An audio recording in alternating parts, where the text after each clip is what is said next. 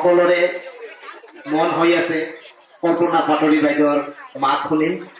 তেখেতে কিছু ৰসিক ভাষা, কিছু কথা, কিছু ছন্দৰে আমাক মোহিত কৰিব।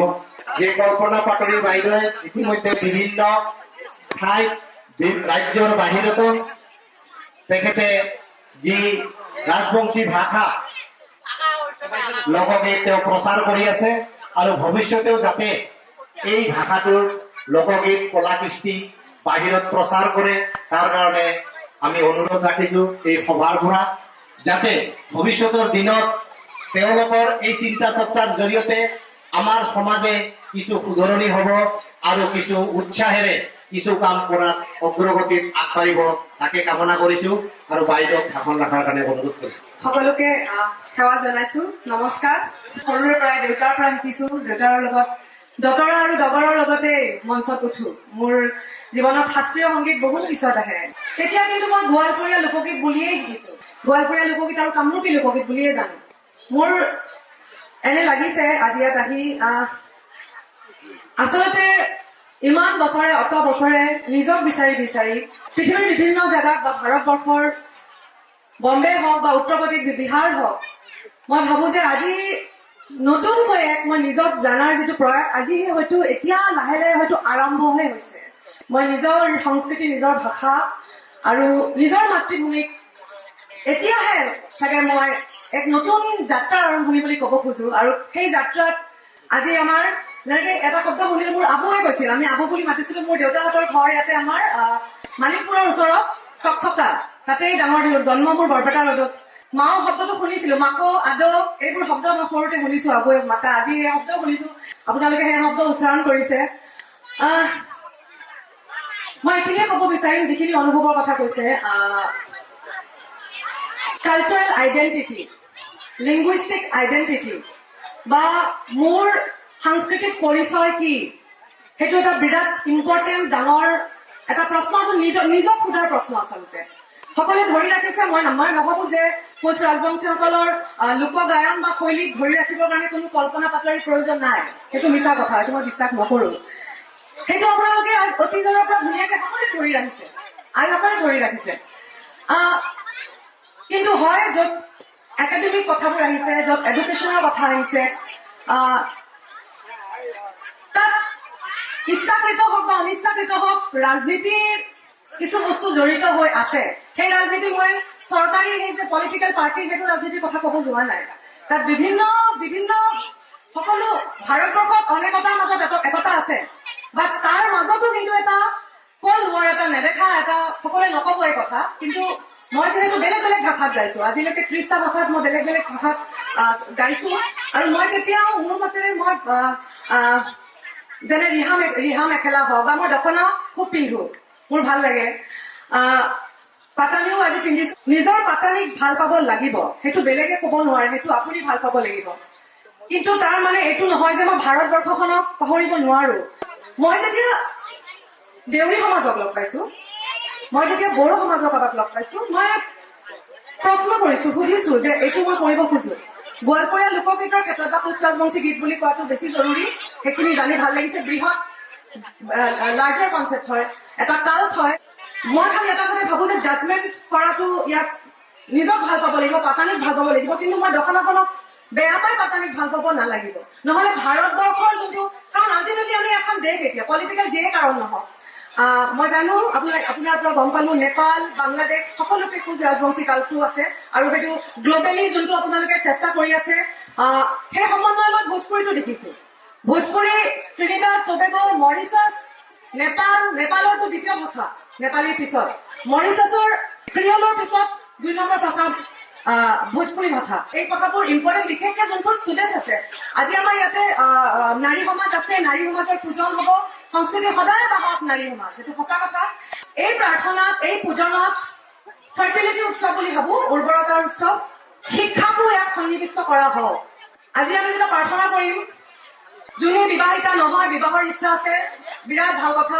মাতৃময়ীৰ নিচিনা কোনো গৌৰৱেই নাই নাৰীৰ কাৰণে। তাৰ লগতে ছোৱালীজনীক মই অধ্যয়নত আগবাঢ়ো, পঢ়া শুনাত আগবাঢ়ো, সেই কথাখিনিও সমাজৰ পৰিৱৰ্তনৰ লগে লগে এই কথাবোৰো ধাৰাৰ নিচিনাটো সমাজ পৰিৱৰ্তন হৈ আহিছে, এইবোৰ আহিব লাগে মোৰ মতে।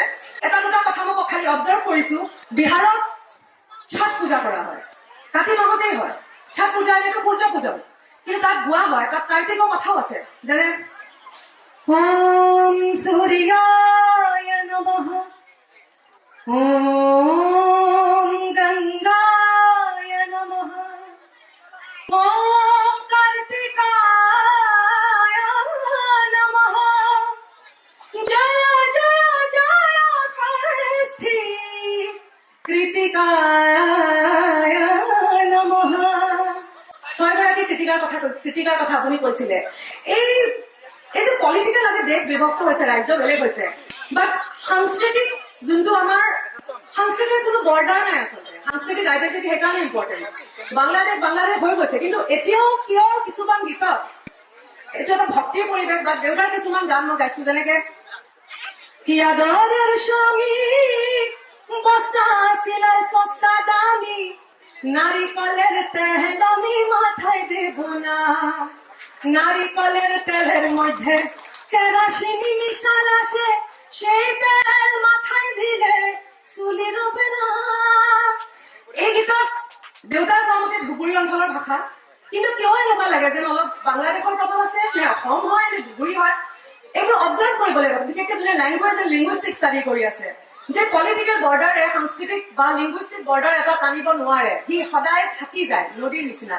সেইকাৰণে হয়তো কোচ ৰাজবংশী কাল এতিয়াও নেপালত আছে, বাংলাদেশত আছে বুলি গম পালো, অসমতো আছে।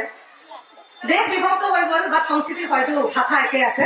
মই কোচ ৰাজবংশী গীত বা গোৱালপৰীয়া লোকগীত মানে এগৰাকী নেতৃত্ব কৰা ব্যক্তিক বুজো, সেয়া হ'ল প্ৰয়াত প্ৰতিমা পাণ্ডে বৰুৱা বাইদেউ। তেওঁৰ জৰিয়তে মই সকলোখিনি জানো, বেলেগ একো নাজানো।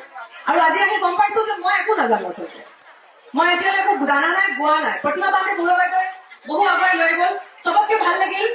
কোচ ৰাজবংশীৰ যদি সাংস্কৃতিক বা সাংগীতিক দিশৰ কথা কোৱা যায়, এগৰাকী নাৰীয়ে সেই সাংস্কৃতিক আইডেণ্টিটিক ধৰি ৰাখিছে, তেওঁ হ'ল প্ৰতিমা পাণ্ডে বৰুৱা। গতিকে প্ৰতিমাঞ্জলি নামেৰে মই ক'ব খুজিছো, আৰু কাৰ্তিকাৰ ভগৱানৰ ওচৰত আশীৰ্বাদ বিচাৰিছো, প্ৰতিমাঞ্জলি নামেৰে বাইদেউক শ্ৰদ্ধাঞ্জলি জনাই তেওঁ গোৱা 8টা গীতৰ সংকলন এটি আপোনালোকৰ মাজলৈ উলিয়াই আনিম।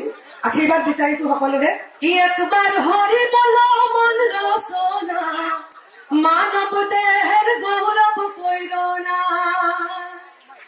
একবার হরি বল মন রচনা, মানব দেহের গৌরব কইরনা। মানব দেহা মাটিরে খন্ড, ভাঙিলে হবে খন্ডর খন্ড, মানব দেহা মাটিরে খন্ড, ভাঙিলে হবে খন্ডর খন্ড, ভাঙিলে দেহা জোড়া নিবে না।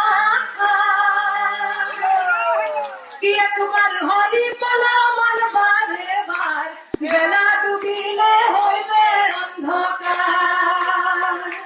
আবার লাইন কি দুনিয়া কি, টাকা পয়সা ভিটা বাড়ি, জীবন গেলে সব রইবে পরি, টাকা পয়সা ভিটার বাড়ি, জীবন গেলে সব রইবে পরি, সঙ্গের সাথী কেউ তোর হবে না।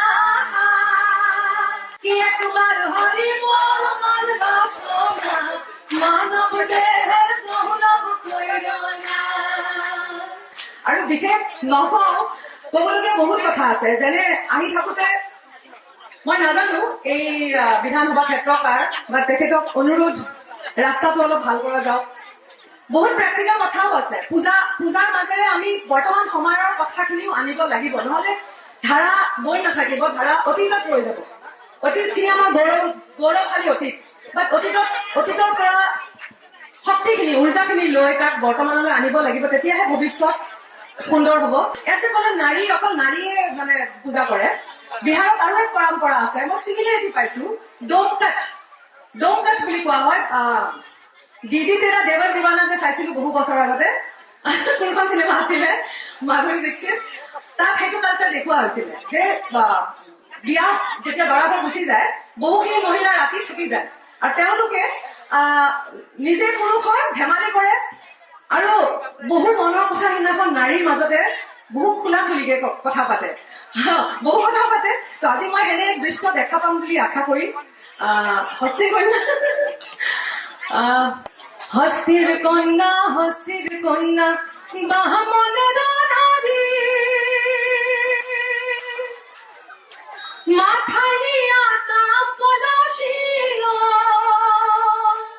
সখী হাতে সোনার ঝাড়ি সখীও হোমর হায় হস্তির কন্যা রে খাহানি কদয়া নাই মাহুত লাগিয়া রে আয়ুক ছাড়িলং বায়ুক ছাড়িলং সোনার পরি বিয়া করিয়া ছাড়িয়া আসিল সখী অল্প বয়সের নারী সখীও অমর দান্তাল হাতির মাহুত রে যেদিন মাহুত চলিয়া যায় নাহারির মন মোর কান্দিয়া রে এইবোৰ অৰেল লিটাৰেচাৰ মানে যোনটো দস্তাবেজ নাই আৰু মই ভাবো সাংস্কৃতিক যোনটো ৰক্ষাৰ কথা কৈ আছে এটা জেনেৰেশ্যনৰ পৰা যেনেকে আবুসকলৰ পৰা বোৱাৰীসকলে পাইছে তাৰপিছত নেক্সট জেনেৰেশ্যনে পাব অৰেল লিটাৰেচাৰ আৰু ইয়াক ইনটেঞ্জিবল ফোক কালচাৰ হেৰিটেজ বুলি কোৱা হয় তো এই গীততে আচলতে বহু বিদ্যা বহুত অধ্যয়ন নিজে সোমাই আছে পূজা আৰম্ভ হওক এতিয়া নেকি আৰু মোৰ ফালৰ পৰা মই বেছি আৰু কথা নকওঁ কিন্তু আহাৰ যোনটো স্বাৰ্থ মোৰ সেই স্বাৰ্থটো যাতে পূৰণ হয় সেই স্বাৰ্থ হ'ল এই যে কাৰ্তিকে পূজনৰ নিয়মাৱলীৰ ভিতৰত গীত সংগীত আছে সেই গীত সংগীত আপোনালোকে ধুনীয়াকে আৰ্কাইভ কৰি আছে বিৰাট ভাল লাগিলে এই কথাটো জানি আৰু এটা মই কথা ক'ব কৈছো মই কমনৱেলথ গেমছ অষ্ট্ৰেলিয়াত লাষ্ট ইয়াৰ অলৰেডি মই আমাৰ পোষ্ট ৰাজবংশী ভাষাৰ গীত এটা গাইছো গীতটো সকলোৱে জানে আৰু বাৰ মাসে তাৰ ফুল ফুটে বাৰ মাসে তাৰ ফুল ফুটে আরে বছরে ফুটে হলাস হয় না যায় যমুনার জলে তোমরা না যায় শহীরে ওই না যমুনার জলে আরে নন্দের বেটা শিকনার কালা নন্দের বেটা শিকনার কালা কালাই দিলা ভীষণ জলাশয় না যায় যমুনার জলে তোমরা না যায় শহীরে ওই না যমুনার জলে বঢ়িয়া এইটোৱে প্ৰমাণ যে সকলোৱে নিজৰ ভাষাক লৈ আৰু আপোনালোকৰ ভাষা এই ভাষা সঠিক হাতত ধুনীয়াকে আছে মোৰ মতে চিন্তা কৰাৰ কোনো কাৰণ নাই বাট তাক চেনেলাইজ কৰি ধুনীয়াকে প্লেন কৰি আন্দোলনৰে নাম দিব লাগিব কিবা এটা যদি উদ্দেশ্য ৰাখে তাক সাংস্কৃতিক আন্দোলনৰ নাম দিয়া যাওক আৰু তাক ধুনীয়াকে আগুৱাই লৈ যাওক আৰু সেই ক্ষেত্ৰত অসমৰ কল্পনা ভাৰতৰ কল্পনা সাংস্কৃতিক কৰ্মী হিচাপে মই যদি তাক কণ্ঠ দিব লগা হয় সেইটো মই ভাবিম যে এই পৃথিৱীত জন্মি মই সেৱা কৰি যাব পাৰিলো মোৰ কাৰণে এইটো গৌৰৱৰ কথা হ'ব সকলোকে সেৱা জনাই আশীৰ্বাদ বিচাৰিম ধন্যবাদ